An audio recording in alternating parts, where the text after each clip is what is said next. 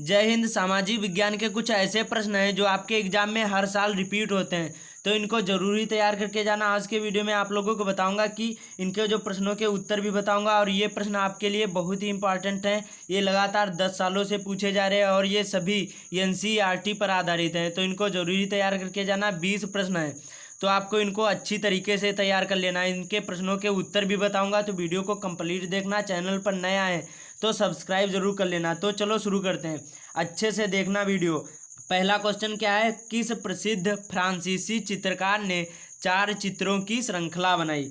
किस प्रसिद्ध फ्रांसीसी चित्रकार ने 4 चित्रों की जो है श्रृंखला बनाई? तो कौन थे ये? एक थे फ्रेडरिक सारियू थे, और ये 1848 ईस्वी में एक श्रृंखला बनाई थी 4 चित्रों की।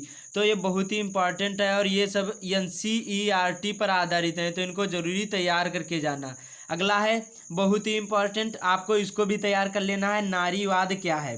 देखो, मैं आपको केवल बताऊंगा, आप लोग देखना अच्छी तरीके से वीडियो, आप लोग समझ जाएंगे। देखो, और अगला प्रश्न क्या है, नारीवाद क्या है? तो इसका उत्तर क्या है, स्त्री पुरुष को सामाजिक, आर्थिक या यहाँ पर राजनीतिक समानता की सोच के आधार पर जो महिलाओं के अधिकारों और हितों का बोध ही नारीवाद कहलाता है। देखो, ऐसे समझो, स्त्री को जो सामाजिक हो या आर्थिक हो या राजनीतिक हो, सभी में समानता की जो सोच के आधार पर ही महिलाओं को अधिकारों की बात की जाती है या हितों की उनके बात की जाती है, उसी को हम क्या कहते हैं, नारीवाद कहते हैं। तो समझ में आ गया होगा नारीवाद किसे कहते हैं? जो सामाजिक और आर्थिक और राजनीतिक और समानता की जो बात करे और उसके अधिकारों की बात करे, महिलाओं के और हितों की बात करें, उसी को हम क्या कहते हैं, नारीवाद कहते हैं। उसके बाद में अब तीसरा कौन सा है, बहुत ही इंपॉर्टेंट, इनको अच्छी तरीके से आप लोग जरूरी तैयार करके जाना। अगला है तीसरा, 13 अप्रैल 1919 किस घटना से संबंधित है?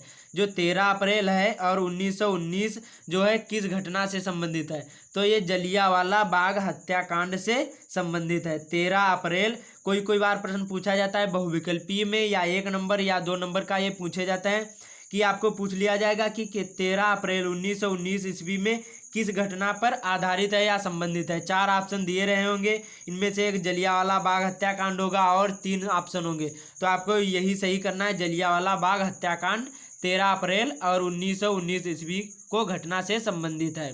उसके बाद में अब अगला क्या है, खिलाफत आंदोलन किसने शुरू किया? जो एक खिलाफत आंदोलन था ये किसने शुरू किया? तो ये मोहम्मद अली, शौकत, देखो मोहम्मद अली और शौकत अली ने, ये दोनों ने इसका जो खिलाफत आंदोलन था ये दोनों ने शुरू किया था। मोहम्मद अली ने और उसके बाद में शौकत अली ने, दोनों ने ये खिलाफत आंदोलन शुरू किया था। अब अगला 5वां कौन सा है, बहुत ही इंपॉर्टेंट, भारत में सबसे अधिक कौन सी मिट्टी पाई जाती है? इसका निर्माण किस प्रकार होता है? देखो, भारत में सबसे अधिक कौन सी मिट्टियां पाई जाती हैं, या यहाँ पर पूछ लेता है कि मृदा कौन सी पाई जाती है। मृदा या मिट्टी बात एक ही होती है। तो देखो, भारत में सबसे अधिक जलोढ़ मिट्टी पाई जाती है। कौन सी? जलोढ़ मिट्टी पाई जाती है। भारत में सबसे ज़्यादा जलोढ़ मिट्टी पाई जाती है। उसके बाद में इसका निर्माण नदियों द्वारा लाए गए अवसादों, जो हमारा जो कूड़ा कचरा होता है उसी को हम क्या कहते हैं, अवसाद, उसी से ये इसका निर्माण होता है जलोढ़ मिट्टी का। तो आपको इसको ध्यान रखना है कि यह सबसे अधिक पाई जाती है, भारत में सबसे अधिक जलोढ़ मिट्टी पाई जाती है, और इसका निर्माण नदियों द्वारा लाए गए या कोई देखो अवसादों से हुआ है। तो ये आपको क्लियर हो गया होगा। उसके बाद में अब अगला क्या है, छठा, संकटग्रस्त जातियां से क्या तात्पर्य या जातियों से क्या तात्पर्य? तो ये बहुत ही इंपॉर्टेंट है, देखो आपके एग्जाम में ये आ सकता है। देखो, संकटग्रस्त जातियां से ये अभिप्राय है कि जातियों से जिनके विलुप्त होने का खतरा है। देखो, संकटग्रस्त जातियां उन्हें कहते हैं जो अभी विलुप्त नहीं हो लेकिन विलुप्त होने की कगार पे हैं, उन्हीं को हम क्या कहते हैं, संकटग्रस्त। जिसे जैसे काला हिरण हो गया, ये विलुप्त होने की कगार पर है, और भारतीय जो जंगली गधा है ये भी क्या है, विलुप्त होने की कगार पर है, और जो संगाई हिरण है जो मणिपुर में पाया जाता है, ये सभी विलुप्त होने की कगार पर हैं। तो इन्हीं को हम क्या कहते हैं, संकटग्रस्त जातियां कहते हैं।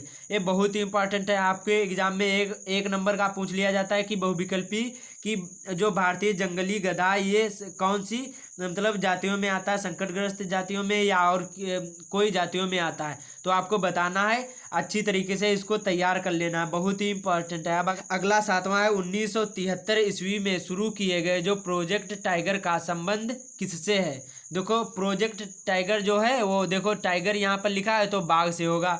आप लोग इजीली लिख सकते हैं बाघों से के संरक्षण से है, जो 1973 ईस्वी में किए गए प्रोजेक्ट टाइगर। देखो टाइगर लिखा है तो बाघों के संरक्षण में ये आपको, तो ऐसे ही प्रश्न में ही इसका उत्तर मिल गया। अब अगला कौन सा है बहुत ही इंपॉर्टेंट, तो इसको भी तैयार कर लेना।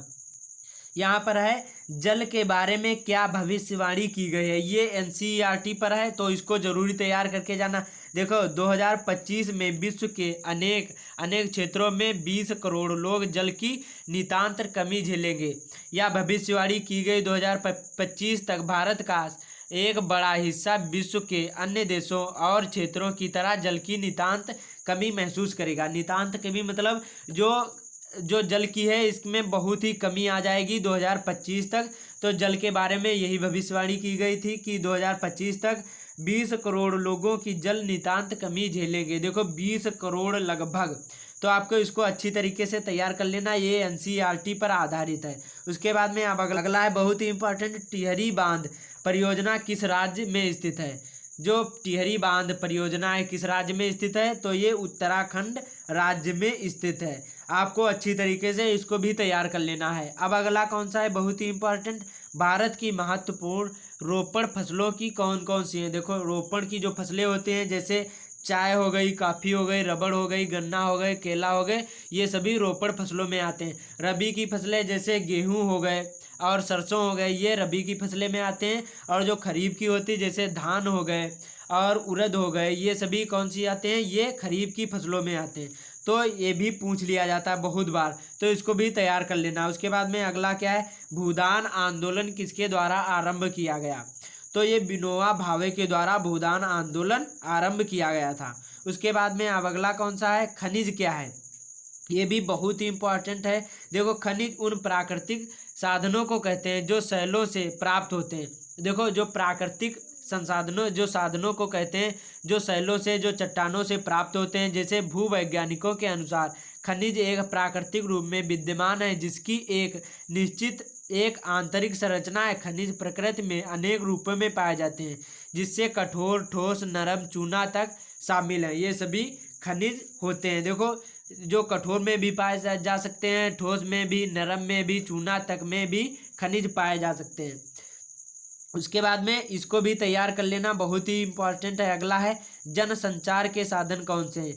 आपको अच्छी तरीके से पता होगा जनसंचार के साधन जैसे रेडियो हो गया, दूरदर्शन हो गए, मोबाइल हो गए, डाक तार हो गए, इंटरनेट हो गया, चलचित्र जिसको हम टीवी बोलते हैं, समाचार पत्र हो गए, पत्रिकाएं हो गए, टेलीफोन हो गए, ये सभी आदि क्या हैं, जनसंचार के साधन हैं।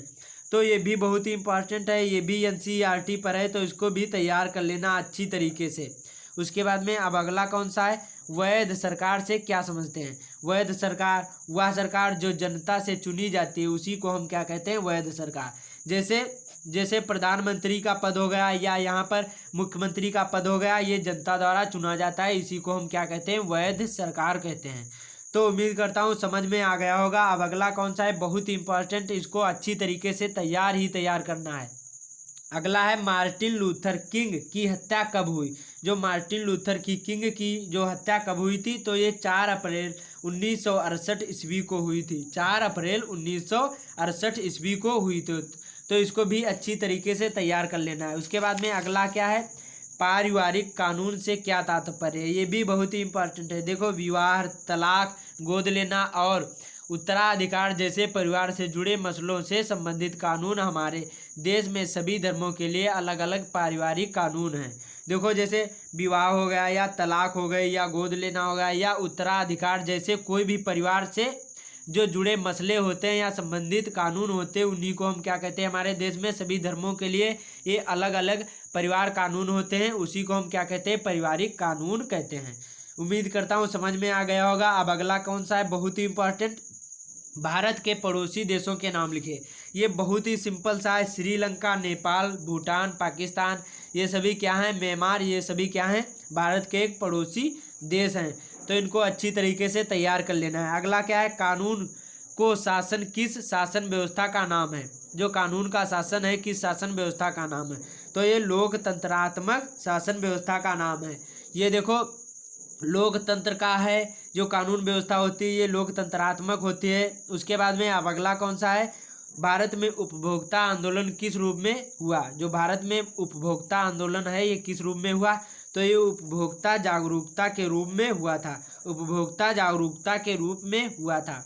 उसके बाद में अब अगला कौन सा है, बहुत ही इंपॉर्टेंट, इसको भी तैयार कर लेना, ये बहुत ही इंपॉर्टेंट है।